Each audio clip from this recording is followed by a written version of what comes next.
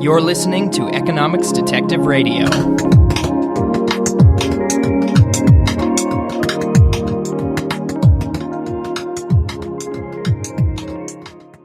My guest today is Robin Hanson, Associate Professor of Economics at George Mason University and a Research Associate at the Future of Humanity Institute. Robin, welcome to Economics Detective Radio. Good to be here, Garrett. So our topic today is The Age of M, Robin's recent book that predicts the future of humanity and of humanity's robotic descendants.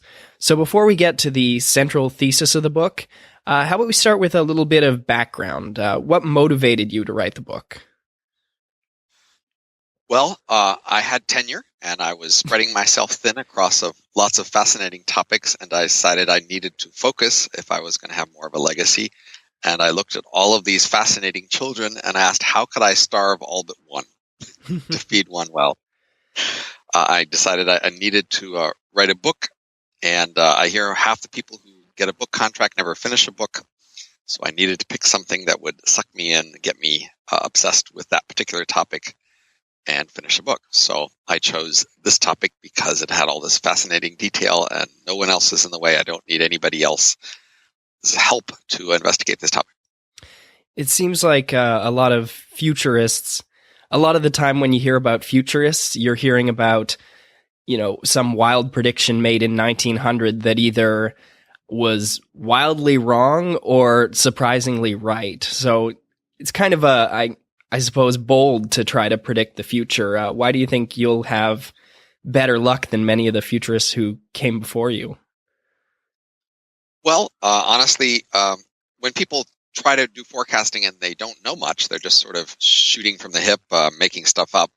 That doesn't go well. But when people have known a lot about the topic and carefully tried to apply the things they know, they've done, on average, decent job of making forecasts. So I think, of course, those second careful people, they often don't attract as much media or attention because it's not as dramatic and harder to understand. But there are a lot of cases in history where people knew enough to sit down and work things out. Yeah, I think of the many predictions people were making, saying, okay, fossil fuels will abruptly run out all at once in 1995 or something like that. And then they base their whole future prediction on that, which is pretty much just a misunderstanding of economics and prices and the fossil fuel industry. But okay, so moving on to the topic of the book. So what is the Age of M? What does that title refer to? So I'm doing a theoretical analysis where I apply standard theoretical tools from many fields, and I'm applying it to a set of specific assumptions. So my book is about what happens if these assumptions are true. I think the assumptions have at least a 1% chance and plausibly a more than 10% chance of being true, but it's not the only possible future. I'd be glad to see other analyses of different assumptions, but I have chosen an interesting set of assumptions, and I'm going from there. So my key assumption is that we reach human-level artificial intelligence. That is, we have machines that we make in factories that can substitute wholesale for humans. So basically, humans have to retire. And I'm making an assumption about a particular kind of technology that could lead to these sorts of robots. So for the last 70 years or so, we've just been slowly writing better software. And that is one scenario by which we could eventually achieve software that's better than people pretty much everywhere. But that isn't the scenario I'm looking at here. An emulation is basically porting the software that's already in the human brain. So today, if you have an old computer and it's got software running on it, and you want that software to run on a new computer, one way to do it is to just stare at the old software, try to figure out how it works, and then write new software on the new computer that acts like the software on the old computer. That's the usual way we've been trying to make artificial intelligence for humans. But another approach is to port the software. That is, you write an emulator on the new machine that makes the new machine look like the old machine to the software. And if you can do that, then you can just move the software over without understanding it, without touching it in any way. It just works on the new machine if you have an emulator. So the idea is to do the same thing for the human brain. human brain has software in it, and it's running on a particular kind of hardware, which is the brain. And so the idea is to create an emulator inside a regular computer that makes that computer look like the human brain hardware to the human brain software. So to do that, we need three things. We need lots of cheap, fast parallel computers. We need to take a particular human brain, or several, and scan it in fine spatial and chemical detail to see exactly which cells are where and of what type. And then we need to have models of how each cell type in the human brain works in terms of taking input signals, changing internal state, and then changing output signals. And if you have good enough models for all of those kinds of cells, and you have a good enough scan to say which kinds of cells are where, then by definition, you should have a good enough model of the whole thing so it has the same input-output behavior as the original brain. You can hook it up to hands, eyes, ears, mouth, and you could talk to it. It would talk back. You might ask it to do jobs. It might do them. If you could make that and make it cheap, it changes everything. So when I think of emulation, I think of retro gaming mostly. My Android phone, which I believe is made in 2013, can very easily emulate a Super Nintendo, which is a gaming console from 20 years earlier. But of course, that's one kind of computer that happens to be much more powerful, emulating a different kind of computer. And the thing about a Super Nintendo is that we built it and we know how it works and we know how its software works. But at least with the brain, it's more of a black box where we're not exactly sure right now, which parts do what and how important each part is. So, I mean, with a brain, do we need to just emulate at the level of each neuron, or do we need to go down to the particle physics, or even, maybe things happening down at the quantum level are actually having some kind of impact on how the brain works? Won't that create difficulties for emulating something that we don't understand in its complete detail? So we don't know how deep we're going to have to go, but we do know that generically signal processing systems have a limited set of degrees of freedom that hold and represent the signals, which are somewhat insulated from the other degrees of freedom. So we have to find out what those degrees of freedom in brain cells are. So we already have decent emulations of ears and eyes, and even ways, that we brain signals control hands and legs and things like that. We have already emulated those parts of the system, so we have a basic idea, at least at the input-output, what's going on. But deep inside the brain, we're going to have to figure out how deep into the cells the signal processing part goes. Now, in most parts of the body, we've emulated other organs in the body. We've emulated bones, say, and muscles and things like that. And for those systems, we found that only a small fraction of what's going on is relevant for the emulation.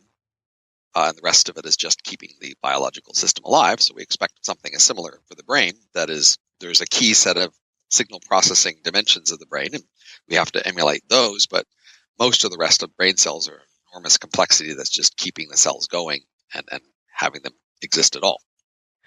So, okay, so, like things like making sure you have blood flow and oxygen and things like that, that mainly just makes it so your brain doesn't degrade or fall apart, cease to work.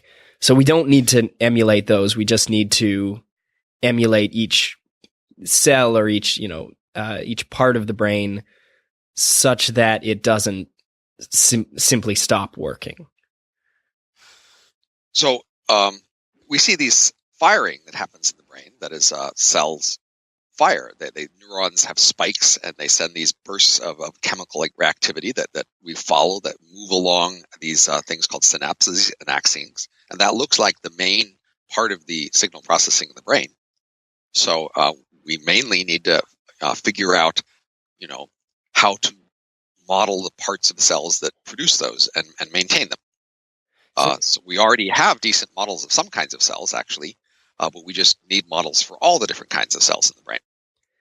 So we don't need to create like the Matrix. We don't need to create the whole physical environment of the brain and the entire body around it and air for that body to breathe. It's so that makes the problem simpler in many ways. Once we can emulate the brain, we do need to emulate things it interacts with. We need to give it, the equivalent of eyes and ears and hands, and some sort of simulated environment so that it can feel natural interacting with that environment. But we usually think these are much easier problems than actually emulating the brain. So once we can emulate the brain, these other tasks will be follow pretty quickly. So supposing that we have developed some way of scanning and then emulating the brain, well, what would it be like? So I walk into the scanning place and I go in for my brain scan, and maybe they put me on anesthetic, and then what happens to me? Do I wake up inside a computer? So in the early days, these scans will be destructive. That is, they will take apart your brain in the process of reading them. So it's not something to be done lightly. But if the emulation works, then say go to sleep while they're scanning you, and then you will wake up. And when you wake up, you will wonder, am I in emulation now? And you will then look around you and see what you can see or hear. And if we provided a high quality environment, that virtual reality environment you see will look an awful lot like a real environment, so you won't freak out. But now, hopefully somebody is there and will talk to you and explain to you, you are now in emulation, and let's show you some of the new capabilities you have. They might let you change this virtual reality environment that you're in and show that you have control over it, show that you can speed yourself up or slow yourself down in your mind, maybe let yourself make a copy, see what happens there. I mean, they would then convince you that you are in fact in emulation. They might even show you the computer rack hardware that you're sitting on, where that lies, things like that. And now, psychologically, you're the same person you were before. That's the whole point of an emulation, is it's psychologically just like the person, but now it's in a different world, so it's going to change as a result of living in a different world. Okay, so now, at least initially, it's destructive, meaning we would take maybe Nobel laureates who are also on their deathbed, go in and have their brain scanned in all its detail, and then it's uploaded to a computer. The original human is dead, but an identical copy of them exists now in software in some server or parallel set of parallel computers. And now we have simulated for them a virtual world. And what do they do now? Do we give them a job? Well, I mean, initially this is going to be expensive. And so the main reason to do it is because you can make billions or trillions of dollars doing it.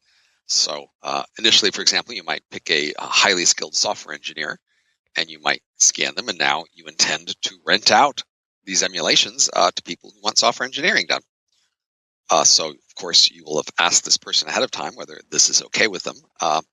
So they will have gotten some initial idea of what kind of life they will have and whether that's okay. They will have said yes. And now you will start to put them in that life. You will start to put them in an environment where a lot of their day is spent working, and tasks come in and they do them. And then at the end of the day, they get some breaks, and this is their life. But it isn't just one person's life. The whole point of doing this is that you can make many, many copies. So you have this best software engineer, and you can make millions of copies of him. And if this hardware is cheap, you can sell those services for cheap. And that's how you can make trillions of dollars. So, the software engineer, maybe in today's dollars, maybe he earns $100,000, at least when there's only one of him.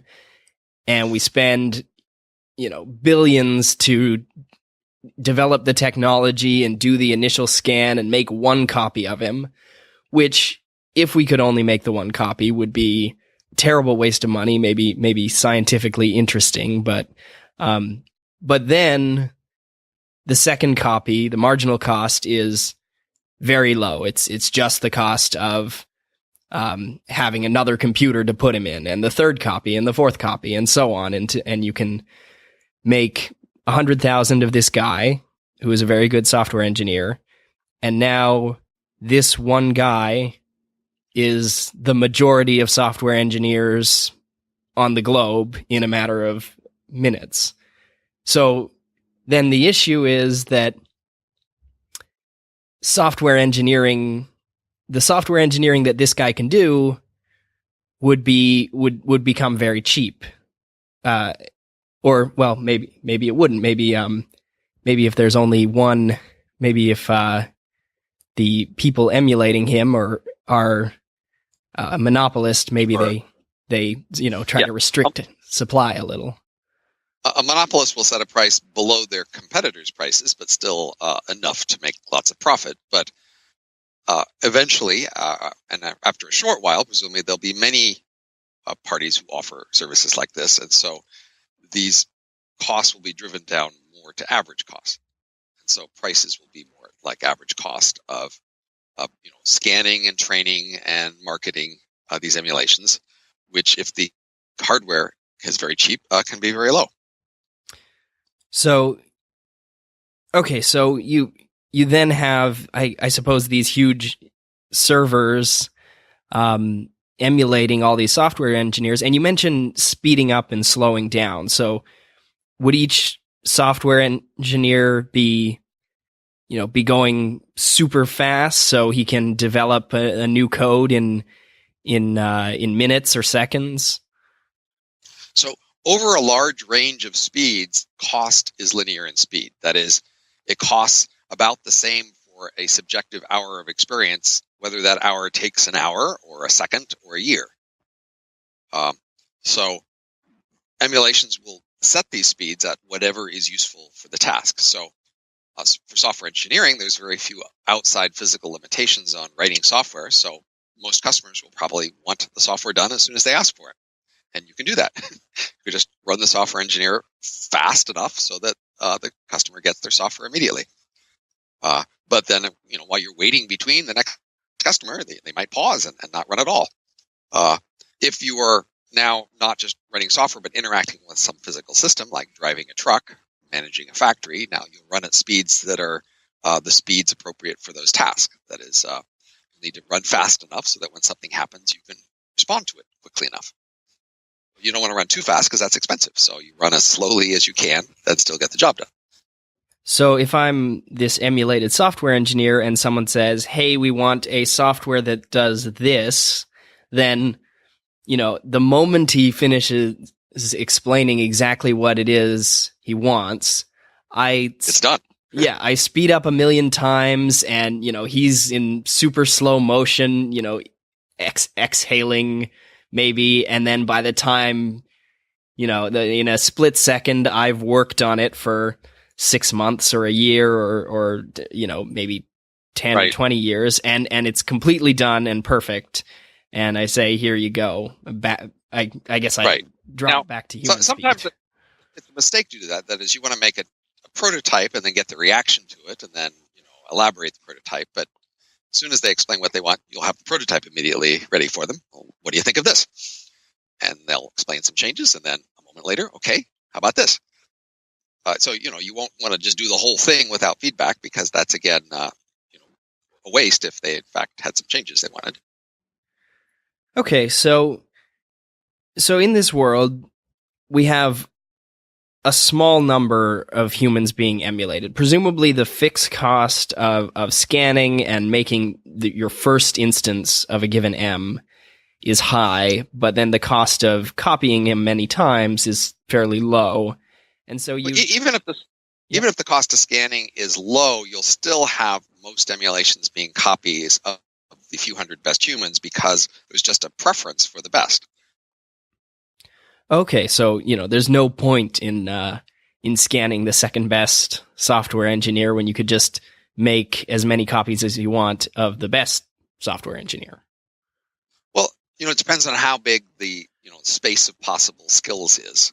So we have some literature on work skills and the kind of characteristics that make people good at jobs.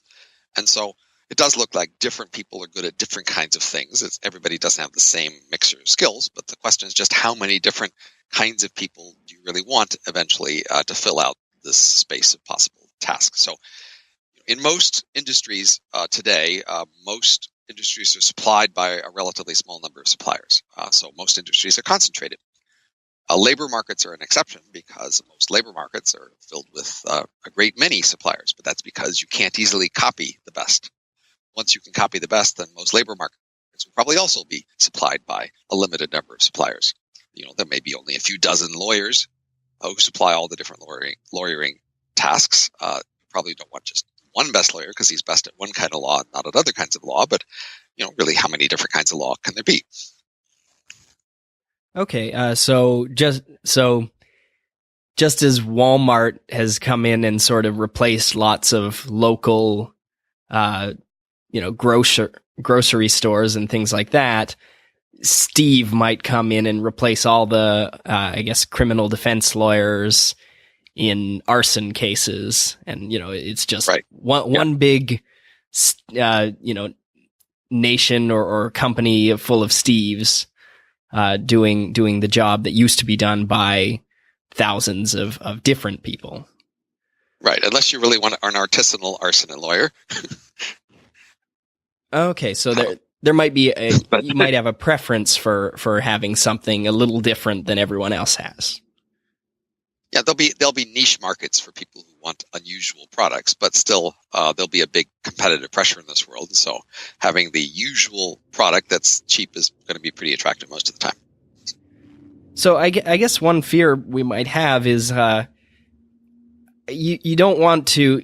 These M's are basically people, and you don't want to enslave them or treat them badly, but they're so plentiful, and so there's so many of them that their value, their individual value might be really low. So will M's be, what kind of standard of living could I expect as an M?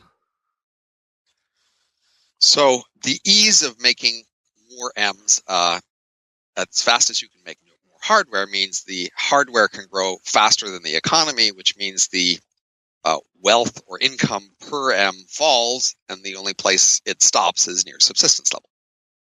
So it's a Malthusian world where wages are near subsistence level. Now, this is the usual case in human history and pretty much all animal history, so it's not a strange hypothetical. We know roughly what happens when people live near subsistence level. And so we can use all that history to think about the M world. Now, it's unusual for us in modern rich nations to think about subsistence world, but there are still even subsistence farmers out there in the world today, maybe 500 million of them. And so, again, we see what life is like for people who live at subsistence levels.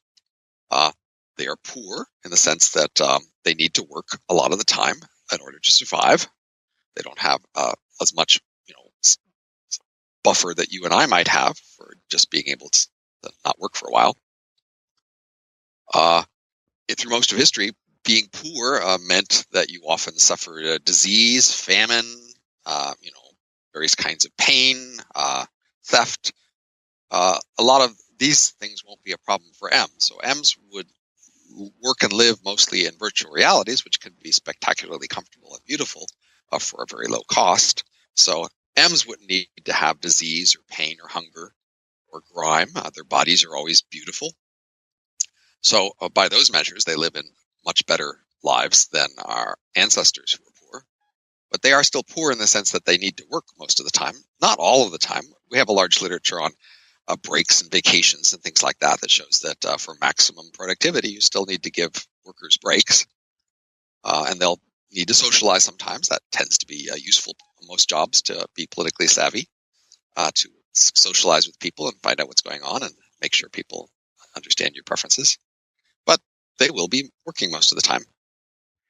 Okay, so subsistence means a very different thing to an M because, for us, to have a higher material standard of living, we need, like a physical building to live in, and we need food to be physically prepared for us, and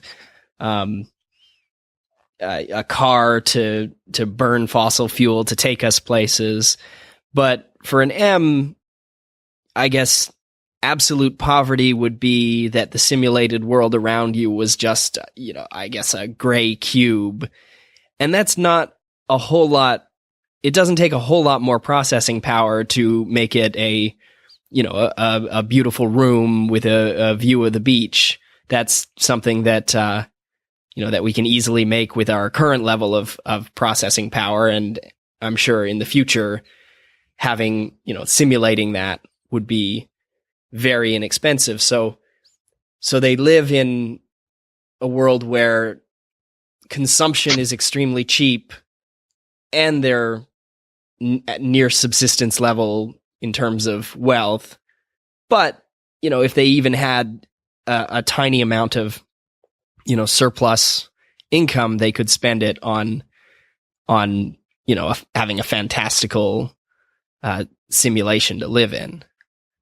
So it's kind of a mixed bag. And mostly they would spend extra income perhaps on extra leisure time. It would just be very cheap to have a beautiful virtual reality, so that wouldn't really be much of a cost at all. Also, poor people today, their bodies need a certain minimal amount just to survive. So even if they have more than they need to survive, they're always worried about what happens if there's a period of time where they have less and they starve to death quickly. And so for poor people in the past, the issue was more about how vulnerable are they to a famine or a disease or something that would push them over the edge. Emulations are much more robust in that sense. They can just be run faster or slower or paused. So if they temporarily have fewer resources than they expect, that doesn't kill them. The thing that more causes them to lose is if they just lose a job, or basically if some competitor comes in and is better at the job now, and then now they just don't have a new source of income. So in that case, M's would typically retire. So because they can just run slower, much cheaper, they don't usually have to worry about ending. They mainly have to worry about slowing down. So retirement for an M is not just sitting on a hard drive somewhere. Do we maintain something like M Heaven, where we simulate just leisure and everything an M could want, and we put the retired M's there to motivate all the others? So again, it costs more to run faster. It's very cheap to run slow. So rather than threatening to erase them, which they might feel stressful, we just say, job's gone away, so now you'll have to run slow. But you don't have to work if you don't want to. So you can enjoy retirement as you like. Now, this creates a huge sort of cloud of ghostly M's around most of the working M's. So in literature, we have this concept of a ghost, which is a creature who's kind of hanging around, and there's lots of them. They're not very aware. They're not very able to influence things. They're kind of obsessed with and stuck on the past.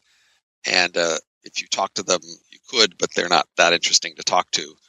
And so mostly you just ignore them. And this is all true for the emulation retirees. That is, for any one emulation workers, there's thousands or millions of retirees in some a very vague cloud around them that they could talk to. But those retirees are just out of touch and running very slow and not able to do much. Okay, so it seems a little frightening almost to. I guess getting old in the real world is similarly, you slow down and the world speeds up and you can't work anymore. So it's not too different, we might think. So the emulations who are retired gain a stronger interest in the stability of the M civilization. So the entire M era I'm talking about may only last a year or two in objective time, but to the typical emulation, who runs 1,000 times human speed, it would last for thousands of years.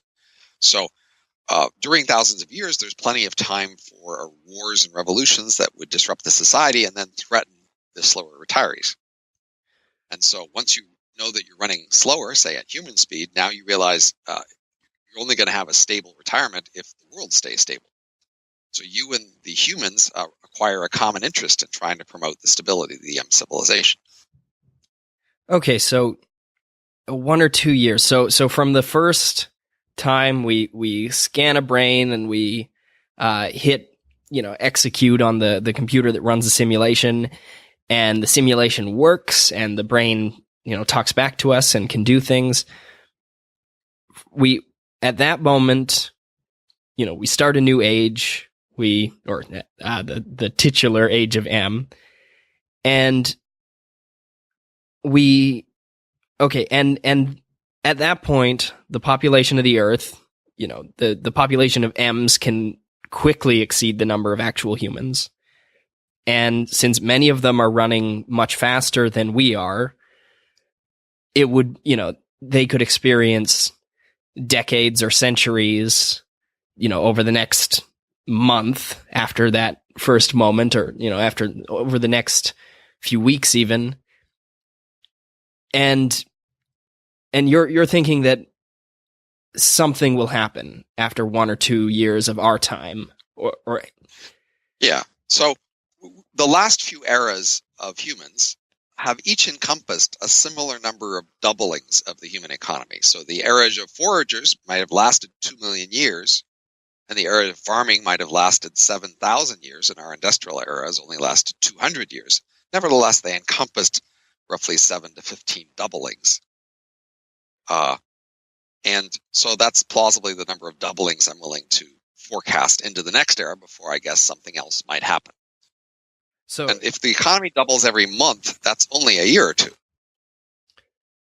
Okay. Doubling every month. Okay, so you're talking about the broad scope of history here. So humans start out, or, modern humans are hunter-gatherers 10,000 years ago or so. They start to settle down into farming communities, and they experience slow growth, very slow growth by our standards, but still growth. And then we hit the Industrial Revolution, 1800, and it's what economic historians call the hockey stick. At that point, growth speeds up so much that if you look at the graph, it looks flat and then shoots up. And you're thinking these growth rates relate to the length of the period. So farming lasted 7,000 years with slow growth, and the industrial age has lasted approximately 200 years with faster growth. So the age of M having even faster growth, you would think the rapid change would spark some kind of new radical shift. At least that's as far as I'm willing to project. Again, in my book, I am being quite ambitious to try to describe the next great era after ours that's as different from ours as the farming or forager eras were. But I am trying to limit myself to the things I can say with a modest degree of confidence. And this is one of those places where I say, I don't know what happens next. Right, because once we have these simulations and once they're running at superhuman speeds, several thousand years of their time could pass during one of our years, and who wants to forecast out thousands of years of subjective time? Okay, that makes sense. You might want to. You just have to realize you have limited capacity. So maybe after we understand the age of M well enough, we'll be able to think more about what might happen next. But this, again, seemed an ambitious enough project for one book. Okay, so with these simulated brains, there's still a black box.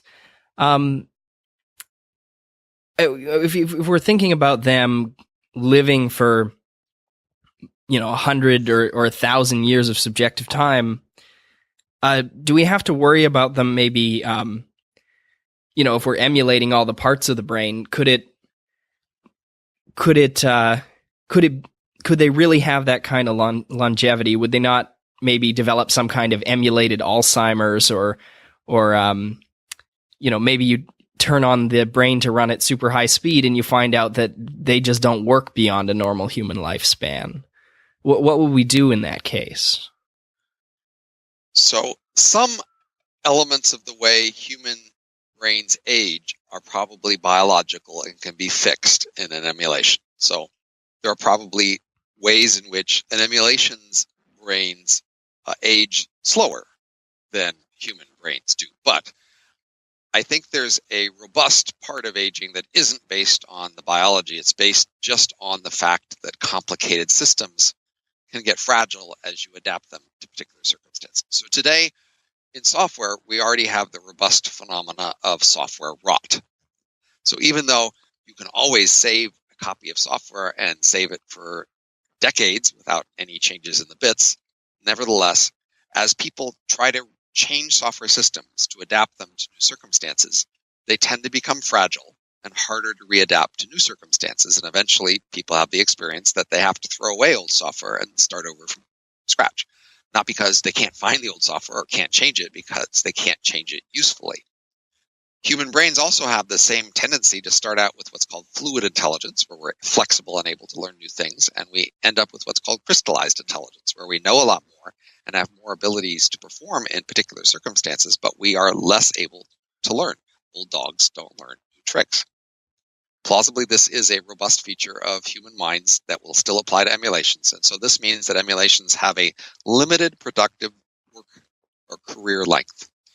They can be immortal in the sense that you can keep running the simulation on and on and on, but they will eventually become fragile and hard to change. And so they'll have to retire, not just because of some disruption in the economy, but just because younger versions of themselves are just more able to learn to adapt to changes in their job.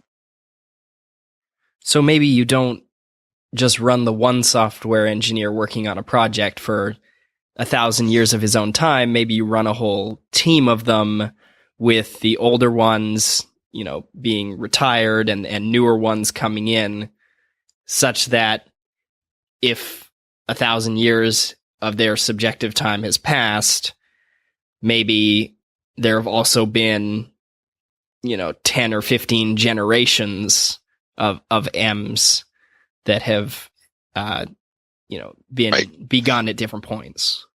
So already in our world, we see that there's a career trajectory of productivity. People's productivity rises when they're young and reaches a peak around age 40 or 50, and then plausibly falls, at least in a changing environment. And so there's a peak age for productivity, and emulations might as well be copies of those peak age versions. So there would be a small number of younger versions that are training and learning to acquire their peak age productivity. Most of the actual used versions will be these peak aged ones. And they'll be within some small range around that peak age. So, they'll be, say, somebody who's peak age of, say, 45, and then there'll be a 44-year-old one and a 43-year-old one and a 42-year-old one. And as the peak age one slowly moves to 46 or 47 and no longer is quite as good as the one that was trained a year before, then that one will take over. You make lots of copies of that one. And so emulations would see around them their past and their future much more vividly than we do, because they would actually have other copies of themselves who are trained slightly in slightly older and slightly newer techniques, and they'll be able to tell their younger versions something about their future, and they'll be able to see their future in the older versions.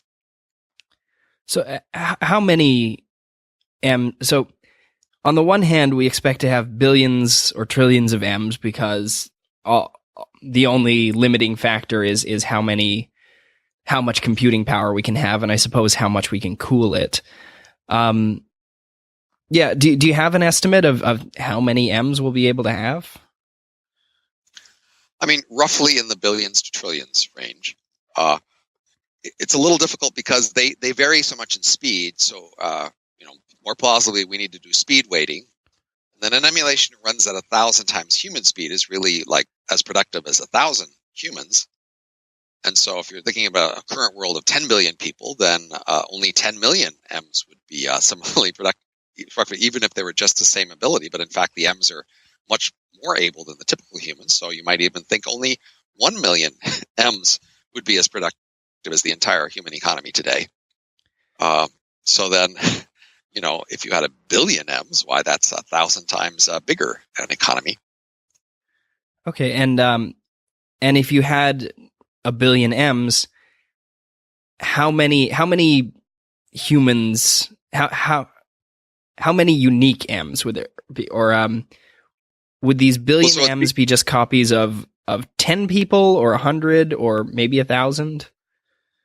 So I'd say at least half of them will be copy of, say, 10 to 1,000 humans. So there'll be a long power law tail. I mean, pretty much every human who wants to can have some M's, but still most of the M's will be copies of the few hundred or even less best humans.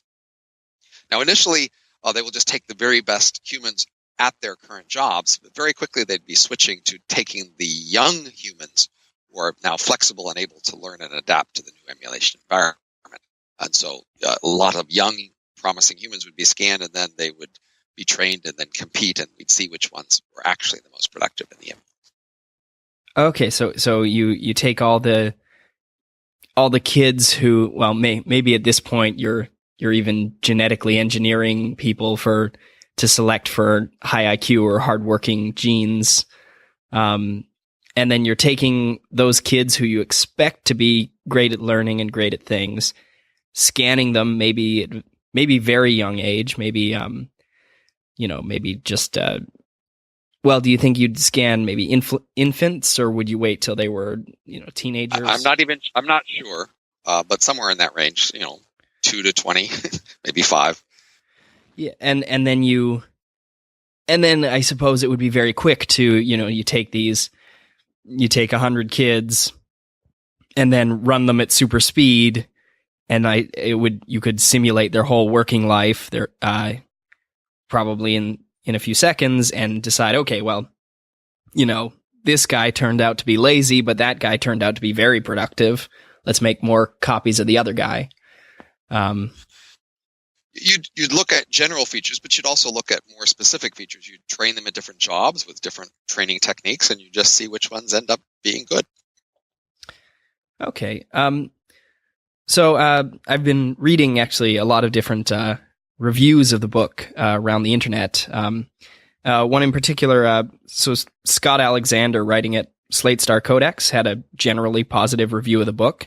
But one critique he brought up is the idea of wire heading. So you can apply an electrical current directly to the pleasure centers of someone's brain and basically just make them deliriously happy without any kind of outside stimulus to actually justify that happiness. And people react to that in really bizarre ways, where if you give them a button to control the flow of electricity, they'll just sit there hitting the button all day. They won't even try to get food or water or anything. Basically turns them into sort of some kind of like pleasure zombie. He kind of brought this up as a critique because if you have these brains and you need to get work out of them, and so you need to offer them some kind of reward, your book focuses on the idea of simulating a vacation, or simulating something that the M's want as a reward for good work. But Scott kind of suggested that, well, maybe we don't simulate the world for them to live in. Maybe we just say, okay, do this mental task, and we'll just feed you pleasure directly into your brain, which is maybe a little less appealing. Do you want to comment on that possibility? So all through history, of course, people have needed to work, and they've been needed to motivate to work. Individuals have thought about work and their lives in different ways, and other people have thought about how to get those people to do different things. So human motivation is this rich, complicated field. Obviously, when people are poor and hungry, then merely offering them food is often a quite substantial motivation, or shelter, things like that. But people have ambition and seek status, and they look for jobs that will be respected. And so we have a wide range of ways to motivate people to work. If that's true today, it has been true in the past, it'll be true in the future. Obviously, the more direct ways we can use equivalent of drugs or direct brain modifications on people, the more range of motivations we can offer them. But honestly, the range of motivations we've already had is plenty sufficient to get people to work. Even if today, when people are rich, many of them don't feel very compelled to work. They're not sure why they should bother. Still, in the transition to the emulation economy, we can choose the few people who are most productive, and those people will tend to have motivations for work. Their motivations may vary a lot. Today, the most productive people, they tend to be workaholics, and they tend to have a range of motivations for why they're workaholics. They're very ambitious. They want to succeed. They just find it fascinating. They want to be rich. It doesn't so much matter why they want to work as long as they do. So it seems to me that we already have plenty of ways to motivate people to work, sufficient to get M's to work. So I think what Scott has more in mind is maybe that these modifications of the brain that are drug-like might change their productivity. So even if they're motivated to work, they might work more effectively or more efficiently if you changed their mind, say, to be less distracted, more focused, more willing to work longer hours without needing leisure and things like that. And so his fear is that if you could change people's brains in some way that they are better able to work, that might also be changes that he thinks are less morally valuable or less respectable. That is, he doesn't like those people. Those people, they might work better and be more productive, but he just doesn't think they're as valuable as people. So this comes down to what are the actual ways that you can change people's minds to make them more productive, and how do they change the other things we value about in people? So, for example, he fears that you can just make people with a certain sort of drug who only think about the task at hand, and they never let their mind wander, and they never need leisure, and they never need to socialize or things like that. And I think that's just incorrect about human productivity. We have a large literature on human labor productivity, and it suggests that needing breaks is a robust feature of people needing to be productive. It's not just about motivation. It's more about just needing your brain to take a rest and then change tasks. We also know that people need sleep, and that's just not an easy thing we expect people to change, similar to breaks. We know that people socialize, and that's an important element, not just to making people happy. It's also an element to work productivity. People who just focus on their tasks and don't socialize at work, they tend to lose out in political contests at work. So people usually know that they need to be social and political at work so that they can not lose out in the political contest. That would continue to be true for M's. Go ahead. I'm reminded of a science fiction novel by Werner Ving called A Deepness in the Sky, where people were given this sort of neurological virus that basically made them work all the time. Just, focus on only their work, sort of like being on Adderall 24/7. But that's sort of what Scott's scenario reminds me of, and it is a bleak scenario. But you're right. If we're simulating someone's whole working life, or if these M's are having careers that last longer than one simple task or small number of tasks, you would think you would need some kind of human motivation like the ones that work on real humans today. I suppose I take issue with the idea of, if we're copying people who work very hard because they because they want to be rich and have status, you wonder if it would be hard to motivate them when their uniqueness is gone. So if there's just one of me and I work really hard to be the best in my field, I can gain very high status. But if there's a million of me, then, no matter how hard I work, I'm still my individual self will only be one of a million very hard workers. So I wonder if the loss of individuality could have some kind of negative effect on, I guess, an M civilization. Well, I mean, we already tend to treasure some degree of individuality, and we are already sometimes disturbed to notice how huge the world is. And if we really paid more attention to the world, we realize that we aren't really that much different from billions of other people. So we usually find a way to just not pay much attention to that, find a way to just pay attention to some smaller part of the world wherein we are more unique and special. So, in fact, M's will probably each be part of small teams that they feel very tied to. There will be other teams that are very much like them out there, but they will try not to pay much attention to that. They will focus on their team and looking around them at the jobs they do. So I think people today and in the past have managed to not pay so much attention to the fact that there really are a lot of other humans in the world who are an awful lot like them. But there is the sense in which I think, for example, there's this issue about whether there'll be an imbalance in the gender in the M world. So today, the equal numbers of males and females is guaranteed by biology. But in the M world, if male workers or female workers are in more demand in the economy, then there could be a huge imbalance. And today we often see that in professions, many professions, the most productive people, the most celebrated people tend to be men. If that continued in an M world, then you'd have a lot more men than women, which could be a problem for pair bonding and romance, unless they become asexual or homosexual. But often these men who are at the peak of their professions, they are motivated by and they're because they gain a lot of attention and status by being at the peak. They are really motivated to be seen as the best and to be widely known as the best. For emulations, that again, as you say, would be less true. Their clan might be the best, but they might be one of millions in that clan. So women are often known for in many societies to be willing to sort of just put in the grit and work and keep trudging away, even when they aren't celebrated or high status. Their status is less of a motivation there. So in that sense, it could be the women are the ones who are most productive in the M environment when they no longer have that fame and attention as part of their motivation.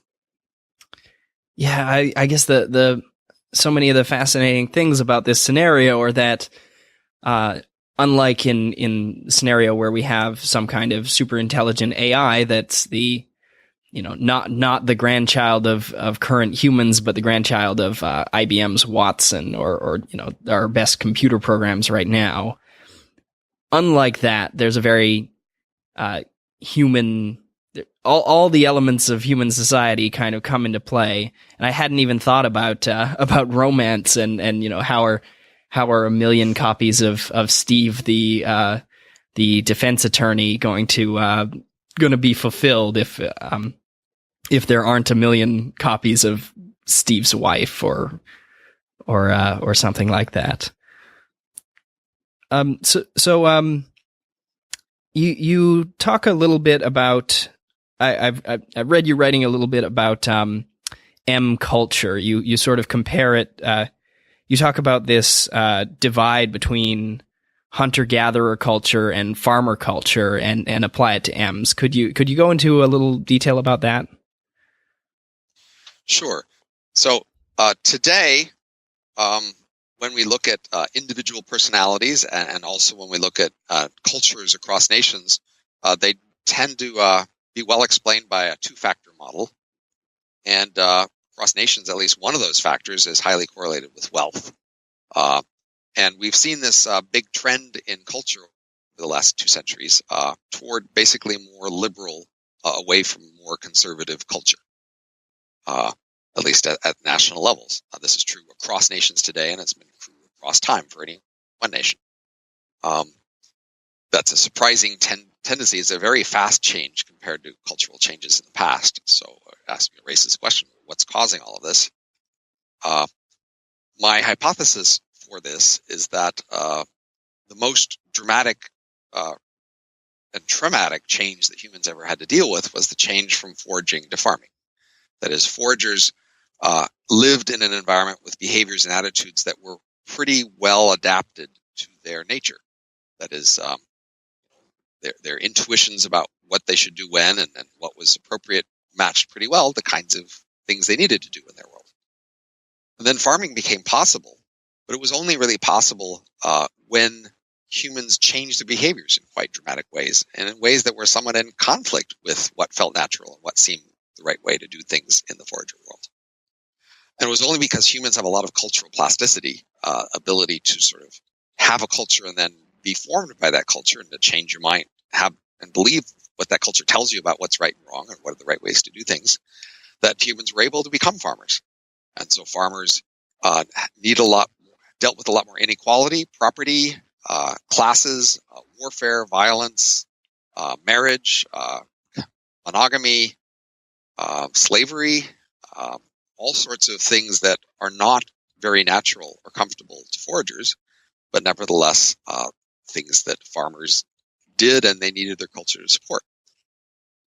So culture did achieve this change in part because it sort of cranked up the pressure on conformity pressures and religious threats in order to get people to act the farmer way. And apparently, in the last few centuries, we've been drifting from this farmer style back toward the foraging style. And a plausible explanation for that is that these various conformity and social pressures there to turn people into farmers feel less compelling when you get rich. So when you're poor and the society tells you you need to be married if you're going to have sex, because otherwise you have a baby, it'll starve, that's pretty credible because, in fact, babies do starve, especially in that scenario, in that world. And you hear that threat and you hear the religion telling you that's evil and you buy into that. And now in a modern world where you're rich and you see around you, people can just be single mothers and it seems to work out okay. And you might hear ancient culture or religion telling you, but you shouldn't do that. You might still say, but it looks like it works okay. And it looks like what I feel like I want to do. So I'm just going to do it. So we have, in a sense, drifted back toward foraging ways as we got rich. And so that's part of not only more promiscuity, but more democracy, more travel, more leisure, more art, more attention on equality, less acceptance of dominance. All sorts of trends over the last 200 years can plausibly be explained by this shift back toward foraging ways. So if that's an explanation of history, then in the M era, the emulations at least move back towards subsistence wages. They have a lot of new behaviors that need to be adopted that don't feel necessarily that natural to foragers. And religion and conformity pressures are available as ways that the culture can get people to do these new things. And these threats can be strong because they no longer feel wealth will insulate them from these sorts of dangers. And so plausibly, they would have a substantial reversion to farming habits and attitudes. That is, while we've had this trend toward a more liberal culture in the last 2 centuries, M's would become more conservative. So maybe it's it's all the Steves saying to Steve 65421, look, Steve 65421, your actions reflect on all of us, and so you need to get in line. Is that the sort of conformity pressure there? That's one of many pressures available. Yeah, but that's certainly the M's will feel all the more concern about any one copy of them making the rest of them look bad. I mean, we already have a mild degree. I mean, any one person of your ethnicity might make you look bad if you're a minority ethnicity, so you might want to hold them in. But for individuals who are copies of the same original, the signal is all the stronger. Right, and so if there's a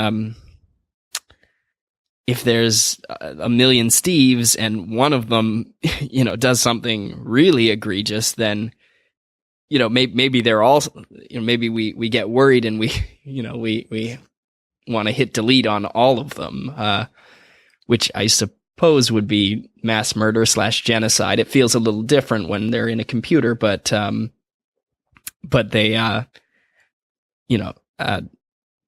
but they Sure. maybe need to worry about that kind of thing, especially since stereotyping on the basis of, hey, aren't you an identical copy of that guy who did that bad thing, is pretty reasonable stereotype. Yeah, I'm sure there'll be people who rail against that sort of stereotyping, but it feels pretty compelling. Yeah. So I guess the thing a lot of people are interested in this future age, what happens to the real life humans? What happens to our biological descendants in an age where maybe most of humanity live inside of computers? So the world of the biological humans is actually pretty easy to describe. So many people have wished I would have said more about them in the book, and my answer is just I said the few things I could think of saying, and there really isn't that much to say. But there are a few things to say. First of all, immediately humans lose all of their ability to earn wages. And so if you don't have any other assets besides your ability to earn wages, you're in trouble. So humans will have had some degree of insuring and sharing, and places that have a lot of insuring and sharing, then most people will be okay, and places that don't, a lot of people will be in trouble. So that's the initial transition. Then as soon as this emerald starts going, then humans start out owning most of it. And if the economy doubles every month, their investments double every month. And so very quickly, collectively, humans get very rich. And those who have resources then can do a lot with it. Now, if this era only lasts a year or two, human culture doesn't really have that much time to change. So all you really have to imagine is all of a sudden everybody has to retire.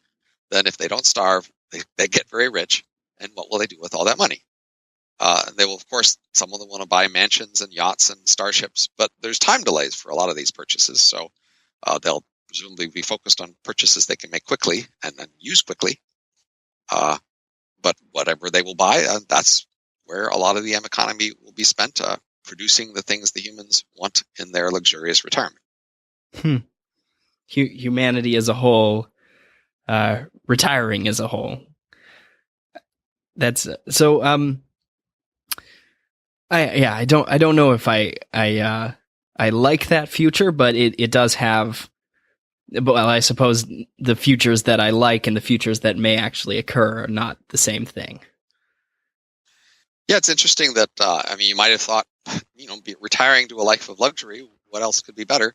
But people do really value being at the center of things and being at the center of action and determining what happens at a micro level. So they do regret somewhat being away from the center of activity in the M world. So, I guess, do you have any closing thoughts, anything maybe that people should look into if they're interested in this topic? Well, obviously they could buy the book, The Age of M, Work, Love, and Life, When We're About to Rule the Earth. I think you should also, following what we were just saying, not just assume that the future people in this world that you care about are the biological humans. These emulations are plausibly have just as rich a mental life and experience as the humans. There's a lot more of them running a lot faster. And you could go there in a sense. So a poor human probably would have an option to just get scanned and become an emulation. And even for an income that couldn't support them as a human, could probably support them as a luxurious life of leisure for an emulation. And if you want to sort of join this new world and try to have a chance of being a success at it, then you want to get scanned and try your hand at being an emulation. So if you're an old person who is sort of fixed in their ways and past their prime, it just might be a lost cause to try to succeed in this new world. But your children may have a much better chance. You might ask whether you want your children to emigrate to this different world and be more out of touch with you, but have a better chance at a brighter future. All right. So the book is The Age of M. I'll have a link to it at economicsdetective.com/age. Robin Hanson, thanks for being on Economics Detective Radio. Thanks so much for having me.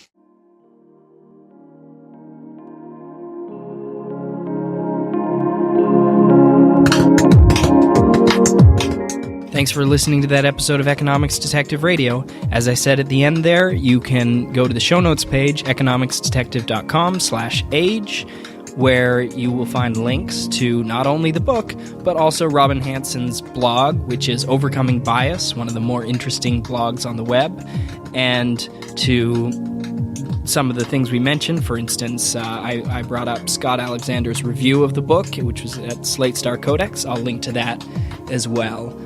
If you like this show and you want to support it, you can support me on Patreon by going to economicsdetective.com/support and clicking the link to my Patreon page. Patreon is a service that lets you pay a small recurring amount to the content creators who create the free content you consume online. You may have noticed there were no irritating ads in the middle of that interview, and the reason I can do that is because people support me through Patreon. So economicsdetective.com/age is the show notes page. economicsdetective.com/support is where you can go to support the show. Thanks.